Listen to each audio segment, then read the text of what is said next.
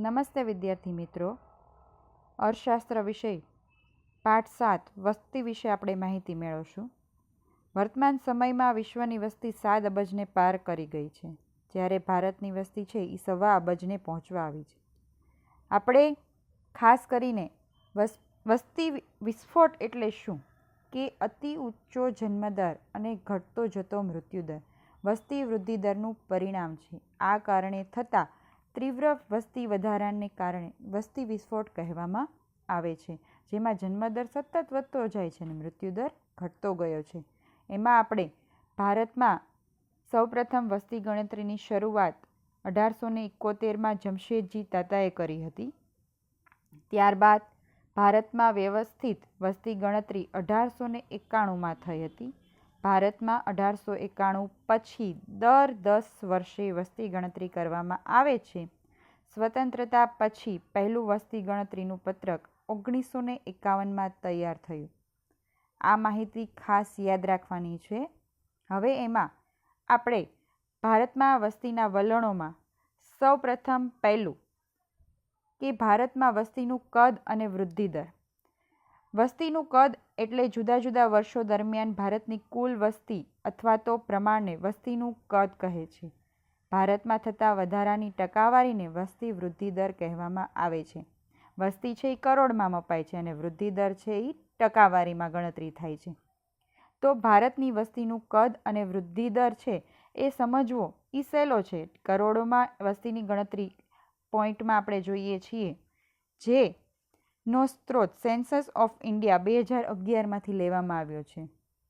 એનું આપણે કોષ્ટક તરીકે કે અર્થશાસ્ત્રમાં જે આલેખ પૂછાય છે તે આમાંથી પણ પૂછાઈ શકે છે, જેમાં આપણે 1901થી 2011 સુધીની વસ્તી ગણતરી અંગેની માહિતી આપેલી છે.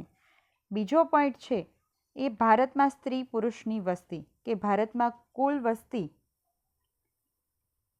જુદા જુદા વર્ષો દરમિયાન સ્ત્રીઓ અને પુરુષોની સંખ્યા કેટલી છે તે સ્ત્રી પુરુષના પ્રમાણ દ્વારા જાણી શકાય છે, જેનો સ્ત્રોત પણ સેન્સસ ઓફ ઇન્ડિયા 2011માંથી લેવામાં આવેલો છે, જેને ટકાવારીનું પ્રમાણમાં ટકાવારીમાં ગણવામાં આવે છે. ખાસ આમાં જુદા જુદા વર્ષો દરમિયાન સ્ત્રીઓ અને પુરુષોની સંખ્યા કેટલી છે તે સ્ત્રી પુરુષના પ્રમાણ દ્વારા જાણી શકાય છે, જે આપણે કરોડમાં દર્શાવવામાં આવે છે. એટલે પુરુષની વસ્તી અને સ્ત્રીની વસ્તી મેળવતા કુલ વસ્તીનું પ્રમાણ જોવા મળે છે. બંનેનો સરવાળો કરીએ એટલે કુલ વસ્તી જોવા મળે છે. પછી છે ભારતમાં જાતિ પ્રમાણ.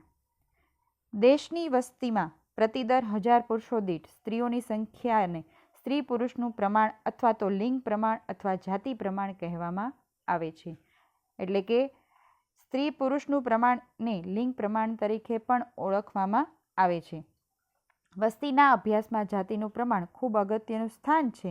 દર 1000 પુરુષોએ ઘટતી જતી સ્ત્રીઓની સંખ્યા દેશમાં કેટલીક વિષમતાઓને સર્જે છે. સ્ત્રી પુરુષનું પ્રમાણ વચ્ચે જે વિષમતા એટલે કે ભેદભાવ કે 1000એ આપણે પુરુષોની સંખ્યા કરતાં સ્ત્રીઓની સંખ્યા ઘણી નીચી જોવા મળે છે. કેરળમાં 2011માં દર 1000 પુરુષોએ સ્ત્રીઓની સંખ્યા 1084 એટલે સૌથી વધુ કેરળમાં જોવા મળે છે.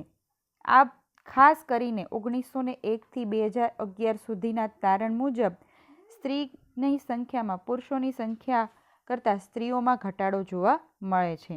આનું મુખ્ય કારણ છે કે નાની વયે લગ્ન, પછી સ્વાસ્થ્ય ખરાબ હોવું, બાળમરણ, સ્ત્રીઓને ખાસ કન્યાદાનની જે દહેજ પ્રથા છે એ બધાને કારણે મરણ દર ઊંચો જોવા મળે છે. પછી વયજૂથ પ્રમાણે ભારતની વસ્તી. ભારતની વસ્તીમાં વયજૂથ અનુસાર વહેંચણી એટલે દેશની વસ્તીનું વિવિધ વયજૂથોમાં વિભાજન.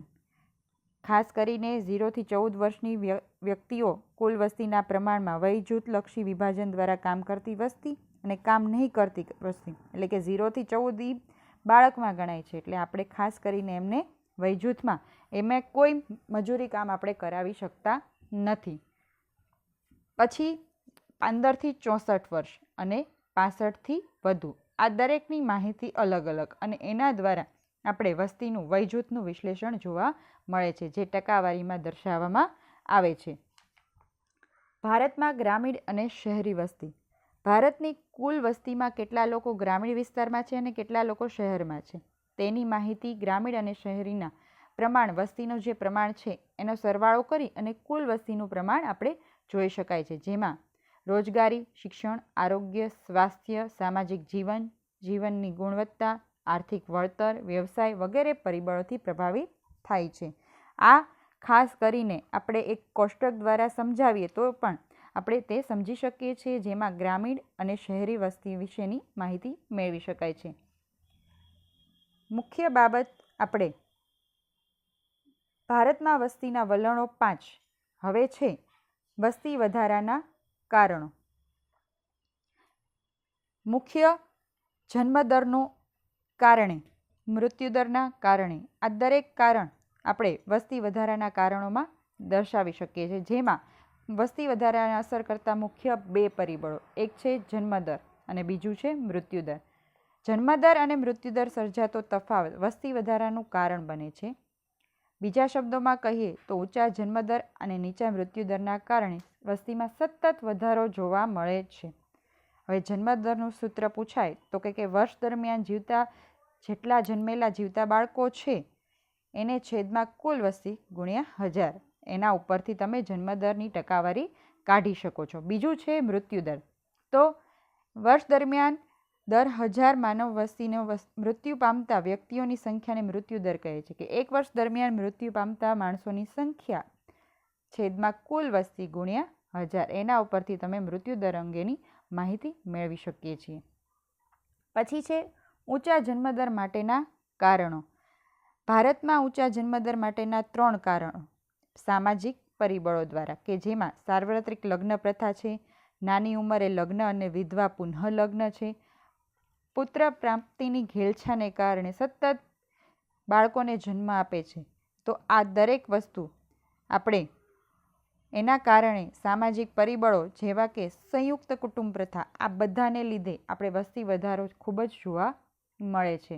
પછી છે આર્થિક પરિબળો, કે શિક્ષણનું નીચું પ્રમાણ, આવકની નીચી સપાટી, બાળ મૃત્યુદરનું ઊંચું પ્રમાણ, એના કારણે પણ આપણે જોઈએ તો આવા સામાજિક પરિબળોને જેમ આર્થિક પરિબળો પણ જોવામાં આવે છે. પછી અન્ય પરિબળોમાં જોઈએ તો ઊંચા પ્રજનન દર, કે વર્ષ દરમિયાન 15 થી 49 વર્ષની વય ધરાવતી જે 1000 સ્ત્રીઓને કુખે જીવતા જન્મેલા બાળકોની સંખ્યાને પ્રજનનનો દર કહે છે, કે જે સ્ત્રીની ઉંમર 15 થી 49 વર્ષ હોય તે.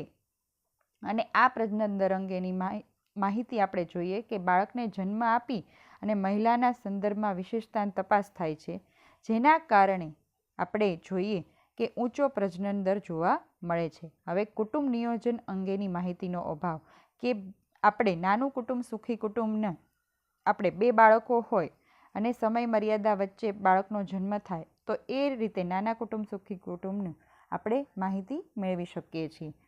હવે નીચા મૃત્યુદરના કારણો છે તો કે જીવન ધોરણમાં સુધારો, રોગચાળા પર નિયંત્રણ, દુષ્કાળ પર અંકુશ, કુદરતી આપત્તિ સામે રક્ષણ અને વાહન વ્યવહારની સગવડો, આ દરેક વસ્તુ નીચા મૃત્યુદરના કારણો છે.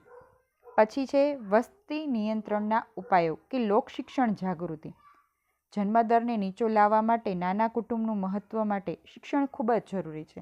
આપણી પાસે શિક્ષિત વ્યક્તિઓ હોય તો એ વસ્તી નિયંત્રણના ઉપાયો કરી શકે છે. શિક્ષણ એ સંતતિ નિયમનનું સર્વશ્રેષ્ઠ સાધન છે, કે આપણે 2 બાળકોમાં પણ આપણે સારું જીવન ગુજારી શકીએ અને પુત્ર ઘેલછા છોડી અને આપણે સારી એવી કુટુંબ વસ્તી નિયંત્રણ લાવી શકીએ છીએ. કુટુંબ નિયોજન કાર્યક્રમની અસરકારકતા. તમારી પાસે શિક્ષણ હોય, લોકશિક્ષણ હોય તો કુટુંબ નિયોજનના કાર્યક્રમમાં તમને અસર કરે છે. મહિલાઓની લગ્ન વય અને દરજ્જામાં વધારો. લગ્ન માટેની વય મર્યાદા આપણે 18 વર્ષની બદલે 20 વર્ષ થાય તેવા પ્રયત્નો હાથ ધરવા જોઈએ. પછી છે પ્રોત્સાહનો અને બિન પ્રોત્સાહનો, કે સરકાર તરફથી આપવામાં આવતા પ્રોત્સાહનો.